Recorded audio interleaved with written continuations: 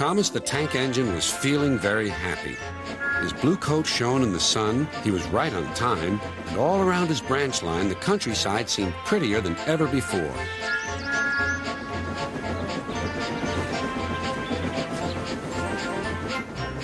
Beep, beep. Good morning, Percy, he whistled. My branch is the pride of the line, wouldn't you agree? Yes, Thomas, of course, but... But what, Percy? Out with it. Well, there is another engine with a famous branch line, too. Who? Where? His name's Stepney. He's far away. But Sir Topham Hatt says he may visit us. When? Oh, someday. And Percy hurried away. Meanwhile, Stepney was puffing steadily along his line. It isn't very long, and that made him feel a little sad. Later, he saw Rusty. The little diesel had helped save Stepney from scrap.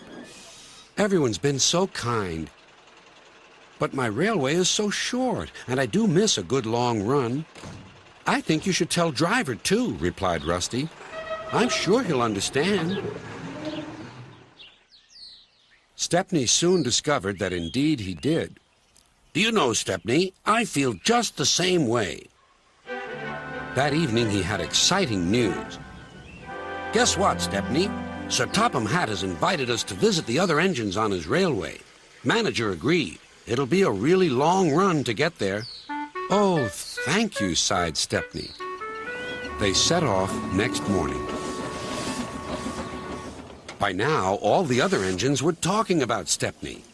He runs a famous branch line. Did you know that? Said Percy. Thomas was feeling a little jealous. Huh.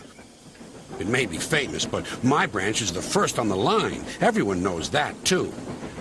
And he huffed away to fetch his coaches. Look, squeaked Percy. Why have they all come? There's no train yet. But Percy was wrong. The signal dropped, and from far away an engine whistled. Here he comes, yelled Douglas. Stepney puffed proudly through the junction.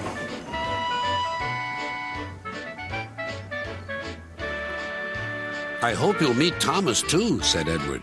You both have branch lines to be proud of.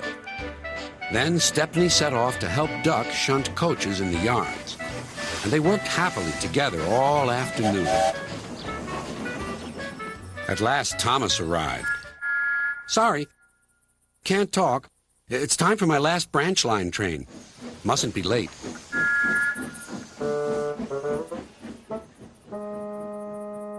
He was hardly out of sight when the engines heard shouting at the station. Moments later came the alarm. Stop all trains! The signalman answered the telephone. A special, is it? I see. Thomas was impatient. Why are we waiting? My passengers are being delayed. Sorry, Thomas, said his driver. We're being shunted to allow another train to pass. Soon they heard an unfamiliar puffing sound. There was Stepney with his headlamp swaying and whistle blowing. He gathered speed and disappeared. Well, bust my boiler, said Thomas the Tank Engine. Next morning he was still fuming. Shunted, and on my own branch, too. It's a disgrace. I'm sorry, said Stepney. I was a special. Why? An important passenger arrived just as you left. He ordered a special train, and Duck let me take it. We had a splendid run, but, finished Thomas, it can make an engine nervous not to know the line.